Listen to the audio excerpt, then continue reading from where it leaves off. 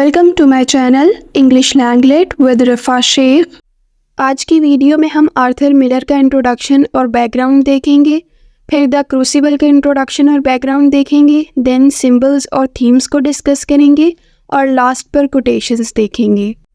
تو چلیے اب آرتھر ملر کا انٹروڈکشن اور بیک گراؤنڈ دیکھ لیتے ہیں۔ آرتھر ملر 17 اکتوبر 1915 کو ہارلم میں پیدا ہوئے۔ ملر کے پیرنٹس پولینڈ سے مائیگریٹ کر کے آئے تھے۔ وال اسٹریٹ کریش 1929 میں ملر کے فادر کو کلوتھ کے بزنس میں بہت زیادہ لاس ہوا اور فائنینشیل ایشوز کی وجہ سے ان کو بروکلن موو کرنا پڑا۔ یونیورسٹی آف مشیگن میں ایڈمیشن سے پہلے ملر نے بہت ساری جابس کی، جن میں اس نے ریڈیو شو بھی ہوسٹ کیا۔ ملر نے جرنلزم کی اسٹڈی کی اور تھیٹر بھی سٹارٹ کر دیا۔ یونیورسٹی آف مشیگن چھوڑنے کے بعد ملر نے فیڈرل تھیٹر کے لیے 1939 میں پلیز لکھے۔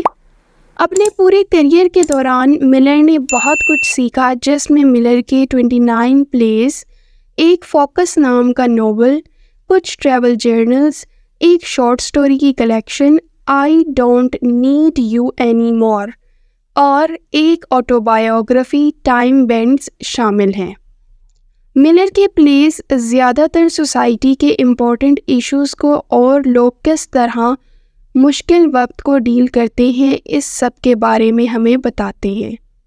فار ایگزامپل، ملر کا پلے آنرز ایٹ ڈان دکھاتا ہے کہ کیسے ایک شخص اسٹرائک کرتا ہے اور اپنے حق کے لیے آواز اٹھاتا ہے۔ Death of a salesman identity loss کے بارے میں بتاتا ہے اور دکھاتا ہے کہ لوگوں کے لیے چینج کو ایکسیپٹ کرنا کس قدر مشکل ہے۔ یہ آرتھر ملر سے ریلیٹڈ امپورٹنٹ ڈیٹیلز تھیں۔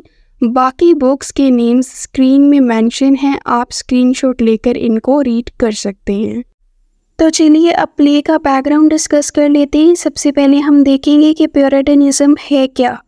پیورٹن ریلیجن کے روٹس ہمیں 16th سینچری میں ملتے ہیں، جب 1534 میں ہنری VIII انگلینڈ کے چرچ کو پیوریفائی کرنا چاہتا ہے اور رومن کیتھولک چرچ اور کیتھولکس کی کچھ آئیڈیاز کو چھوڑتا ہے۔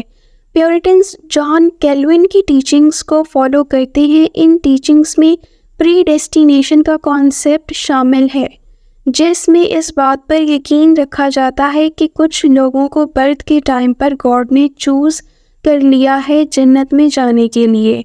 پیورٹنز جس طرح کی چینجنگز چاہتے تھے وہ انگلینڈ میں نہیں ہوئیں، اسی لیے وہ 1630 سے 1640 کے درمیان انگلینڈ سے میساچوسیٹس بے کالونی جو 1628 میں بنی تھی وہاں چلے گئے۔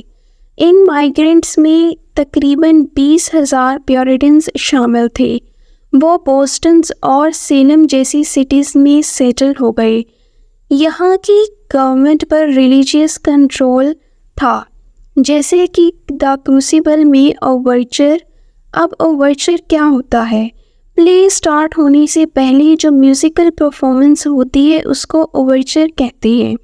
دا کروسیبل میں اوورچر میں ملر اس بات کی طرف اشارہ کرتا ہے کہ پیورٹنز نے صرف مذہبی گورنمنٹ کی وجہ سے ہی سروائیو کیا، لیکن اس سخت گورنمنٹ نے لوگوں کو ان کی نارمل فیلنگز کا اظہار نہیں کرنے دیا۔ ملر کا خیال ہے کہ سیلم وچ ٹرائل ہونے کی بھی یہی وجہ ہے۔ ہمارا نیکسٹ پوائنٹ ہے دی سیلم وچ ٹرائل۔ یہ اصل واقعہ ہے جس کو ملر نے تھوڑا سا ماڈیفائی کر کے دکھایا ہے۔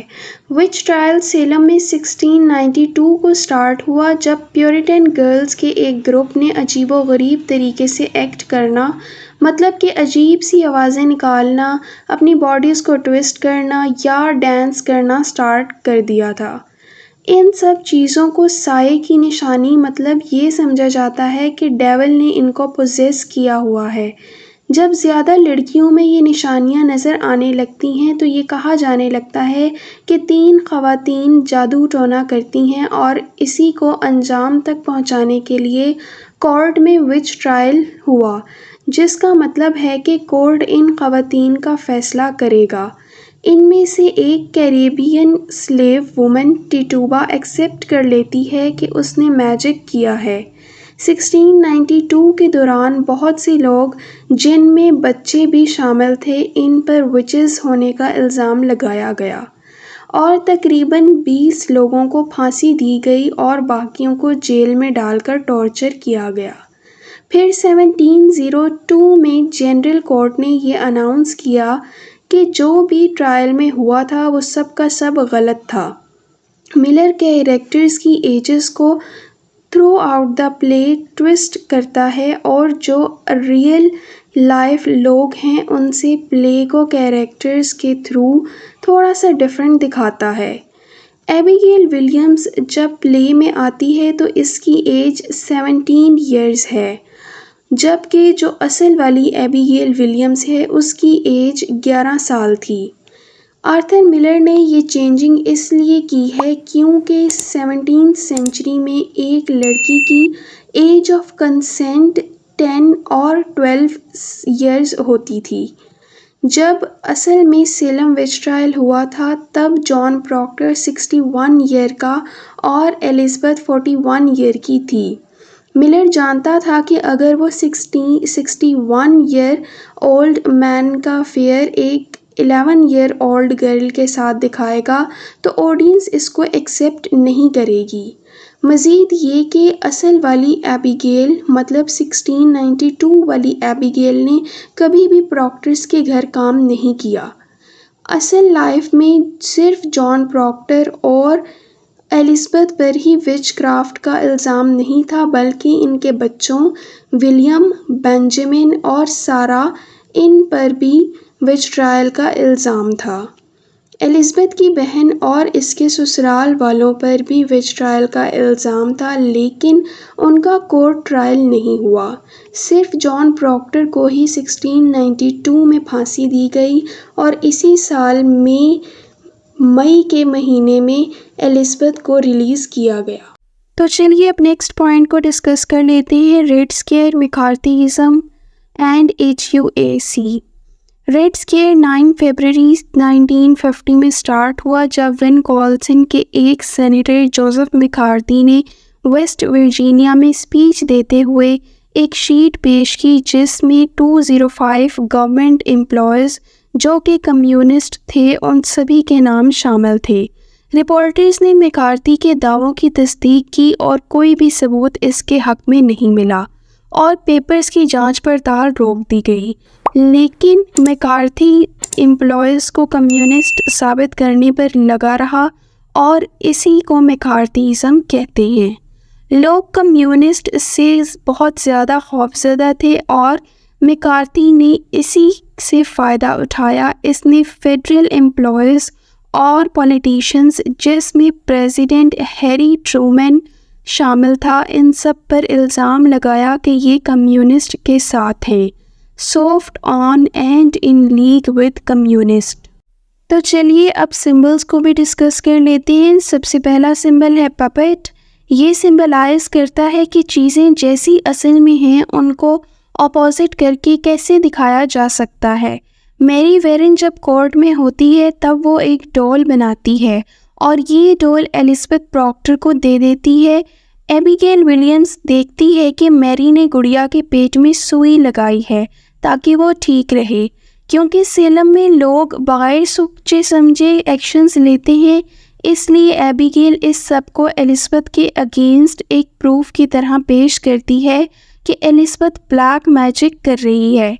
ایبیگیل ڈول کا مطلب ہی چینج کر دیتی ہے اور اس طرح ایلزبتھ کو پھنساتی ہے اور ایلزبتھ کو آسانی سے ایک وچ ثابت کرتی ہے۔ نیکسٹ سمبل ہے کروسیبل۔ کروسیبل وہ برتن ہوتا ہے جس میں میٹل یا پھر دھات کو بہت زیادہ ٹیمپریچر پر گرم کرتے ہیں تاکہ وہ میلٹ ہو جائے۔ پلے میں کروسیبل کا سمبل یہ دکھانے کے لیے استعمال ہوا ہے کہ کیسے وچ ٹرائلز کے دوران سیلم میں خوف اور کنفیوژن کی سچویشن تھی۔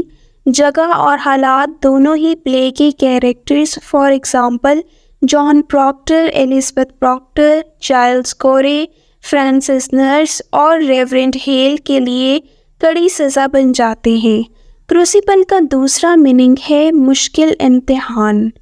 کچھ کیریکٹرز اتنی سخت سچویشنز دیکھنے کی وجہ سے اسٹرانگ ہو جاتے ہیں اور اپنی اندرونی اسٹرگلز پر قابو پا لیتے ہیں۔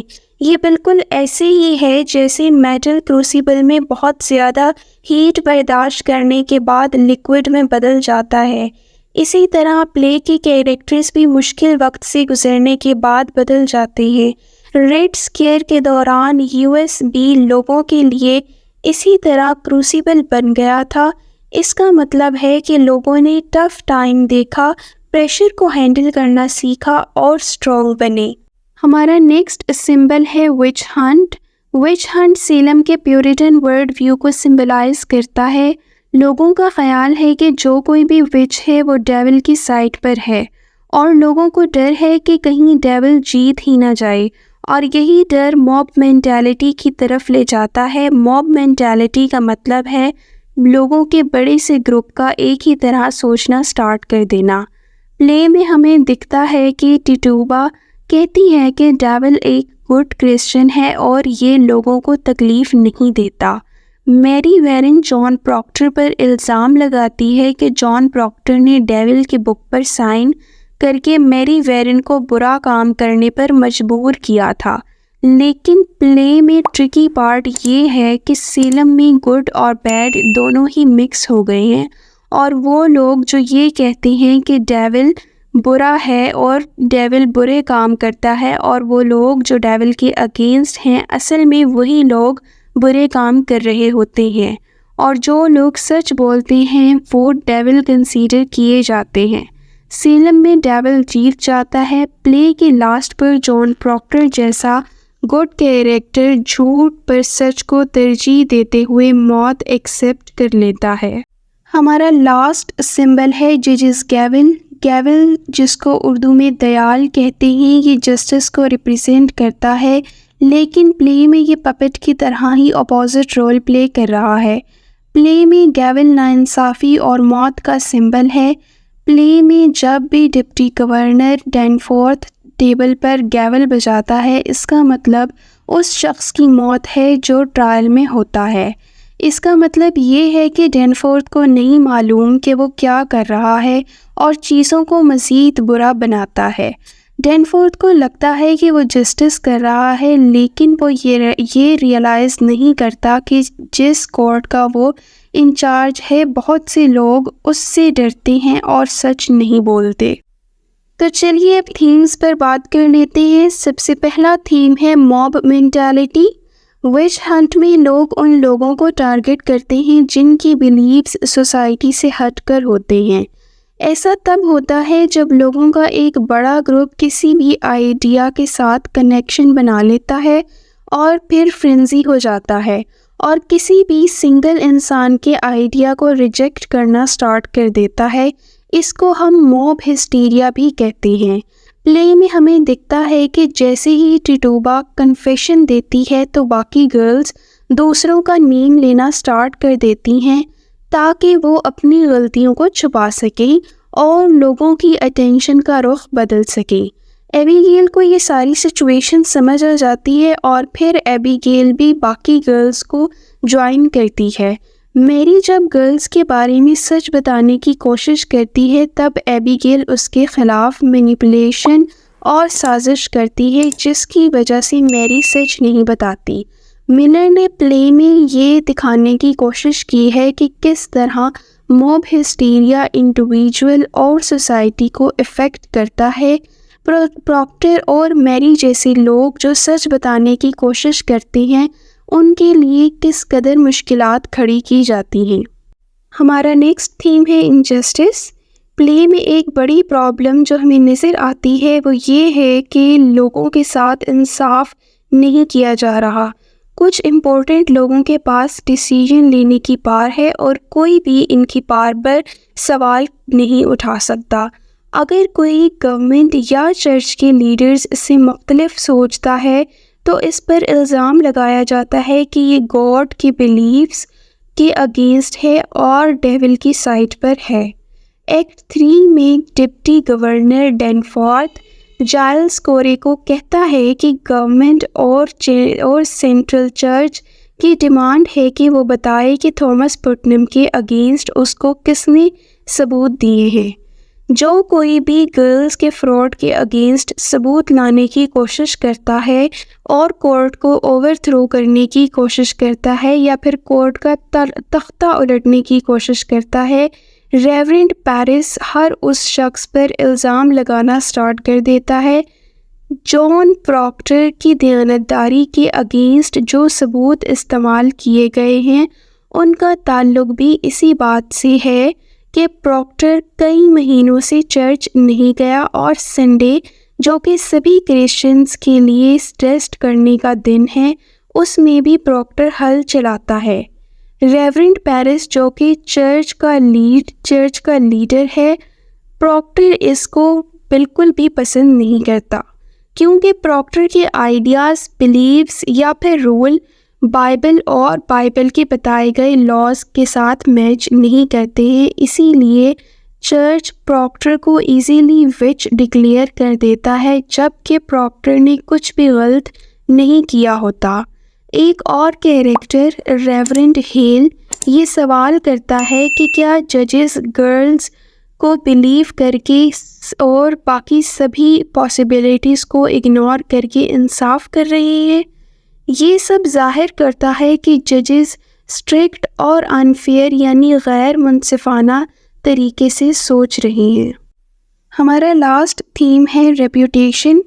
پلے میں ملر نے یہ بتانے کی کوشش کی ہے کہ لوگ اس بات کو لے کر کتنے کانشیس ہیں کہ دوسرے لوگ ان کے بارے میں کیا سوچتے ہیں اور کیسے کوئی بھی غلط افواہ یا تھوڑا بہت ہنٹ بھی لوگوں کی پرائیویٹ یا پبلک امیج کو برباد کر سکتا ہے۔ پلے میں سیلم وچ ہنٹ شاید نہ ہوتا اگر ریورنڈ پیرس یہ نہ سوچتا کہ لوگ اس کی بیٹی کے جنگل میں ڈانس کرنے کی وجہ سے ریورنڈ پیرس کو کیسے جج کریں گے۔ ایبی گیل کا پہلا مقصد الزبتھ سے بدلہ لینا ہے، لیکن جیسے ہی پراکٹر اپنے اور ایبی گیل کے افیئر کو ایکسیپٹ کرتا ہے اس کا مقصد بدل جاتا ہے اور اب یہ اپنی ریپوٹیشن کو as a good girl maintain کرنا چاہتی ہے۔ ان سبھی کیسز میں ہمیں نظر آتا ہے کہ لوگ گناہ اس لیے کر رہے ہیں تاکہ اپنی پبلک امیج یا ریپوٹیشن کو بچا سکے۔ اس کے علاوہ پورے پلے میں پراکٹر کا فوکس بھی ریپوٹیشن کی امپورٹنس پر ہی ہوتا ہے۔ پراکٹر اپنی پرائیویٹ امیج کو امپورٹنس دیتا ہے، اس کا خیال ہے کہ اگر وہ اپنے افیئر کو کنفیس کرے گا تو وہ اپنی پبلک امیج کو تو کھو دے گا لیکن سچ بولنے کی وجہ سے اپنی پرائیویٹ امیج بچا لے گا۔ ایکٹ 4 میں پراکٹر یہ کہتے ہوئے how may I leave without مائی نیم اپنی موت کو قبول کر لیتا ہے اور اس طرح پراکٹر اپنی پرائیویٹ امیج کو ایک جھوٹے کنفیشن پر پریفر کرتا ہے۔ اور اسی کے ساتھ ہماری آج کی ویڈیو کمپلیٹ ہوتی ہے۔ ویڈیو اچھی لگی ہو تو لائک، شیئر، سبسکرائب کرنا نہ بھولیے۔ جس ٹاپک پر آپ چاہتے ہیں کہ ویڈیو بنائی جائے وہ ٹاپک کمنٹ کر کے ہمیں بتائیے۔